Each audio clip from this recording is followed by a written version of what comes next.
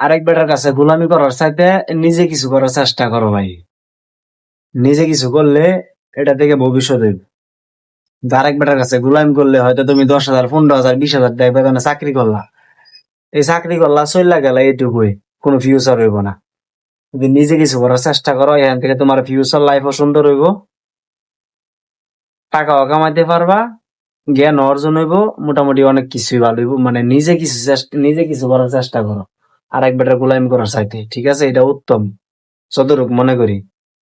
ঠিক আছে, তো এটাই আর কি। সবাই আমার জন্য দোয়া করেন। এবার নিয়ে আলহামদুলিল্লাহ 3 বার বাচ্চা উঠাইছি।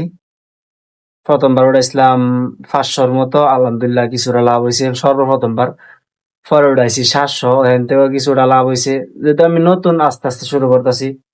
এবার উঠাইছি 900 বাচ্চা উঠাইছি। এবার 1200 আনছিলাম, 300 নিয়ে গেছে আমার এক কাকাই আর কি। তো এবার আমি আছি 900। সবাই দোয়া করেন যেন এবারও প্রফিট করতে পারি।